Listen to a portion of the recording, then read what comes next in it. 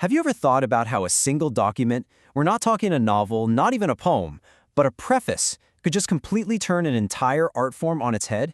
Well, that's exactly what William Wordsworth did back in 1802. And believe me, it sparked a revolution that totally changed poetry forever.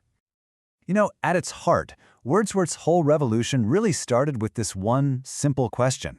It sounds basic now, but back then it was radical.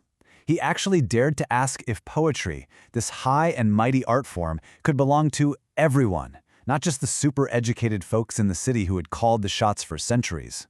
This was a direct challenge to the entire literary world. So to really get what a big deal this was, you have to understand what he was up against. You gotta know the old regime, right? Before Wordsworth, the literary world was run by a style called Neoclassicism. Think of them as the old guard, and they had a very, very specific set of rules for what good poetry was supposed to be.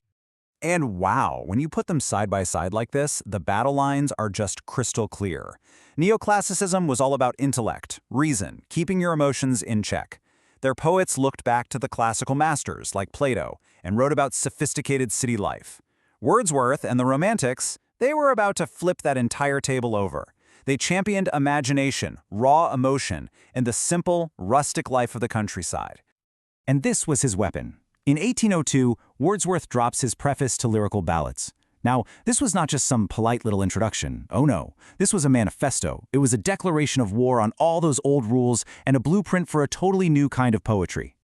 And you have to remember, this wasn't happening in a bubble. The spirit of the French Revolution, liberty, equality, the power of the individual, that was all in the air.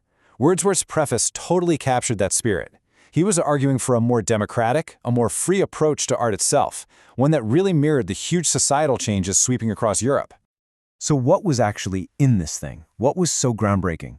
Well, Wordsworth laid out a brand new poetic creed, and it was built on three core game-changing ideas. These ideas would completely redefine what poetry is, who a poet is, and even what language they should use.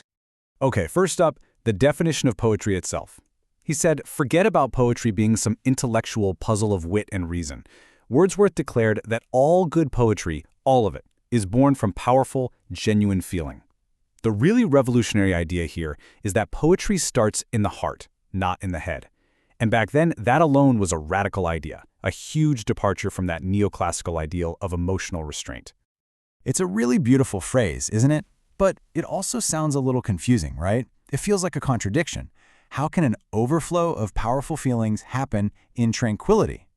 Well, it's a great question, and Wordsworth actually laid out a very clear step-by-step process for how it works. Let's just walk through this using his famous poem Daffodils as a guide. So, step 1. The poet has an intense, amazing experience. He sees this incredible field of flowers. Step 2. Later on, when he's just chilling on his couch in a quiet mood, that's the tranquility part. Step 3. The memory of those flowers just flashes back into his mind. But here's the key, step 4. It's not just a flat memory, it sparks a new way of powerful joy. That overflow, that amazing mix of memory and fresh feeling, is what gets crafted into the poem. It's this beautiful fusion of passion and reflection. Okay, so this leads to the next huge question, doesn't it? If poetry comes from a universal human feeling, does that mean anyone can be a poet? And this was Wordsworth's second big revolutionary point. Notice, he didn't ask who is a poet, like which famous person. He asked what is a poet? What is their essential nature? And his answer was just stunningly simple and so democratic. A poet isn't some godlike figure or a distant tortured genius. No, a poet is simply a man speaking to men. Their power doesn't come from being separate from the rest of us, but from being deeply, profoundly connected to humanity. Now, that doesn't mean a poet is exactly like everyone else. Wordsworth did clarify that they differ, as he put it, in degree. They're endowed with a more lively sensibility and a more comprehensive soul. So what does that mean?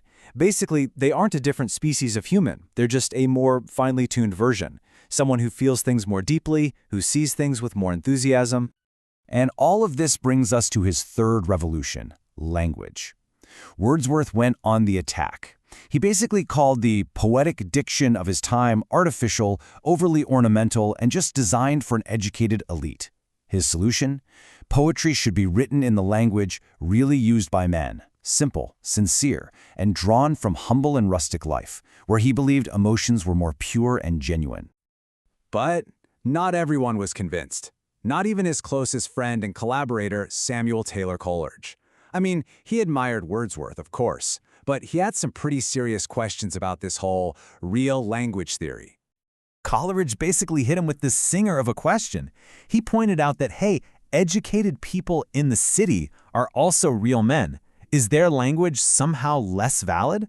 He argued that Wordsworth's idea of a single, pure, real language was just a huge oversimplification. And he brilliantly illustrates his point by looking at Wordsworth's own poetry. Take the poem Michael. The main character isn't just some typical farmer. He's this 80-year-old pillar of virtue and strength. I mean, he's an exceptional, almost idealized figure.